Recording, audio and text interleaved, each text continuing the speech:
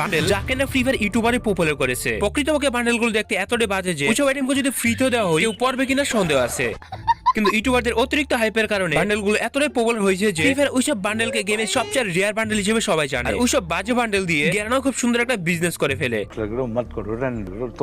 আবার অন্যদিকে এমন কিছু বান্ডেল রয়েছে ইউটিউবাররা এমন ভাবে পপুলার করেছে অরিজিনাল বান্ডেলের নাম বললে কেউ চিনে না। যদি তুমি ওই ইউটিউবারের নাম বলো তাহলে তারা ওই বান্ডেলটা চিনে ফেলবে।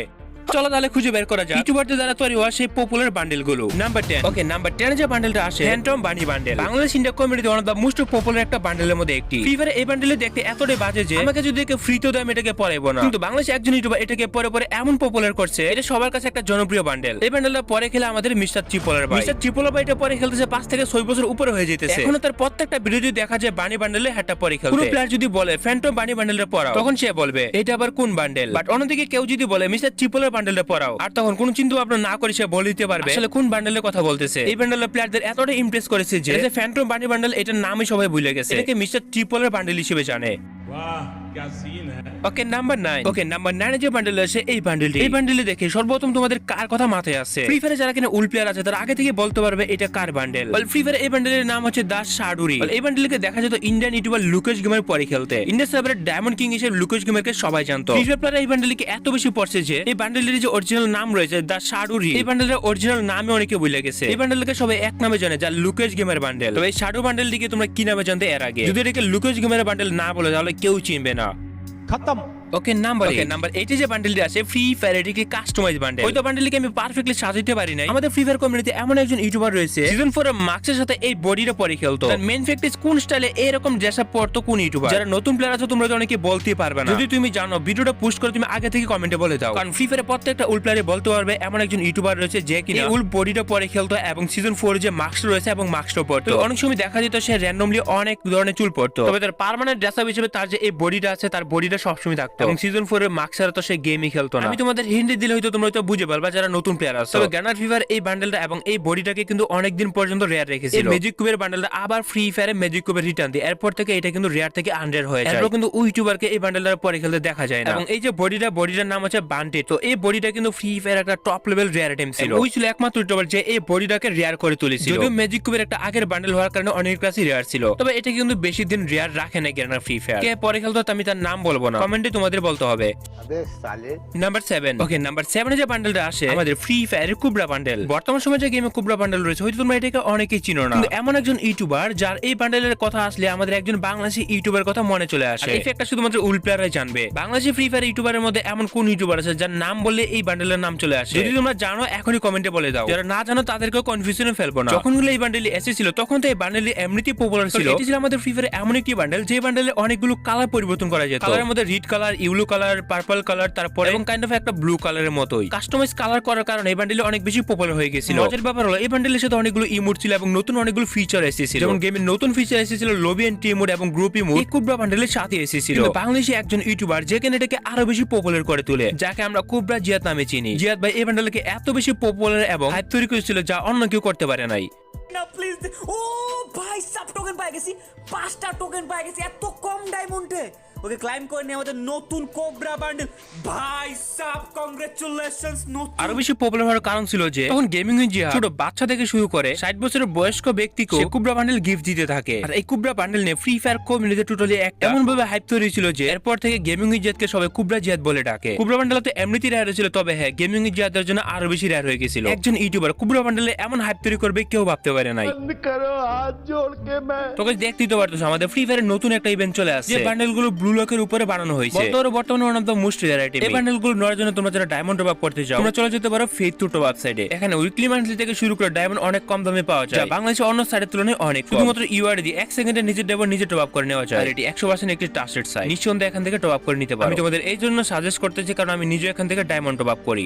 লিংক পিন কমেন্টে। ওকে, নাম্বার 6। ওকে, নাম্বার 6 এ যে বান্ডেল আছে আমাদের ফ্রি ফায়ারের ক্রিমিনাল বান্ডেল। আমাদের ফ্রি ফায়ারের ক্রিমিনালে অনেকগুলো ভার্সন রয়েছে। ক্রিমিনাল বান্ডেলে আমাদের গেমে অনেকগুলো কালার থাকলেও তার মধ্যে রিড বান্ডেল ছিল গেমের সবচেয়ে পপুলার একটা ক্রিমিনাল বান্ডেল, বিকজ এই ক্রিমিনাল বান্ডেলটা মুখে দাঁত বার করে হাসতেই শুধু। ক্রিমিনাল বান্ডেল ফ্রি ফায়ার এমনি যে জনপ্রিয় ছিল, একজন ফ্রি ফায়ার ইউটিউবার এটাকে আরো বেশি জনপ্রিয় করে তোলে। রিচ ক্রিমিনাল পরে তো এমন একজন ইউটিউবারের নাম হয়তো তোমরা অনেকেই বলে ফেলবা। রিচ ক্রিমিনালকে লবিতে দেখলে একজনের নামে আমাদের সর্বপ্রথম মাথায় আসে, সেটা অন্য কোনো ইউটিউবার না, আমাদের সেই বেজ 99 ইউটিউবার। ইন্ডিয়ান কমিউনিটিতে বেজ 99 নামে একজন ইউটিউবার ছিল, যার কাছে ছিল এই রিচ ক্রিমিনাল বান্ডেলটি। সে তার প্রত্যেকটা ভিডিওতে এই রিচ ক্রিমিনালটা পরে খেলতো। রিচ ক্রিমিনাল জনপ্রিয় হওয়ার কারণে এর তুলনায় আরো বেশি জনপ্রিয় করে তোলে এই রিচ ক্রিমিনাল পড়ার মাধ্যমে। তবে এটাকে বেজ 99 বান্ডেল হিসেবে অনেকে জানলো, এটাকে অরিজিনাল সবাই রিচ ক্রিমিনাল বলেই জানতো, কারণ রিচ ক্রিমিনাল আগে থেকে আমাদের ফ্রি ফায়ার অনেক বেশি পপুলার ছিল। তবে তোমরা কারা কারা ফ্রি ফায়ার এটিকে বেজ 99 বান্ডেল হিসেবে জানতে? পার্সোনালি আমার কাছে ইউলুক ক্রিমিনাল ছিল, তবে আমার ফেভারিট একটা বান্ডেল ছিল এই রিচ ক্রিমিনাল। গেমে যদি ব্যাক না দিত তাহলে গেমের একটা টপ লেভেল ট্রিয়ার বান্ডেল হতো। নাম্বার 5, ওকে নাম্বার 5 আমি একটা বান্ডেল সাজাই। এই বান্ডেলটা সাজানো দেখে তোমাদের বলতে হবে আসলে এই বান্ডেলটা কে পরে খেলতো সব সময়। প্রথমত হবে আয়রন ব্রেডের সেই ব্ল্যাক চুলটা, তারপর নিতে হবে আমাদের ফ্রি ফায়ারের সিজন 4 এর সেই skull mark. Season 4 skull marks এর পরে আসবে আমাদের ফ্রি ফায়ারের এই ব্ল্যাক টি-শার্ট। যারা বুঝার এই মুহূর্তে হয়তো এখনই অলরেডি তোমরা বুঝে গেছো। ওকে প্যান্টের দিকে আসবে আমাদের ফ্রি ফায়ারে থাকা ব্ল্যাক প্যান্ট, আই মিন আমরা আজকে 26 বছর প্যান্ট হিসেবে যেটাকে জানি। এই কম্বিনেশনে কোন ইউটিউবার বান্ডেলটা পড়তো? ব্ল্যাক টি-শার্ট এবং আয়রন ব্রেডের হেয়ারটা কিন্তু একজন ইউটিউবারই রেয়ার করেছে। তবে যাই হোক কনফিউশনে ফেলবো না, আমি তোমাদের বলে দিই এই কম্বিনেশনটাকে রেয়ার করেছে আমাদের ফ্রি ফায়ারে আঙ্কুশ এফ। বেসিক্যালি ম্যাক্সিমাম টাইমে দেখা যেত যে আঙ্কুশ এফ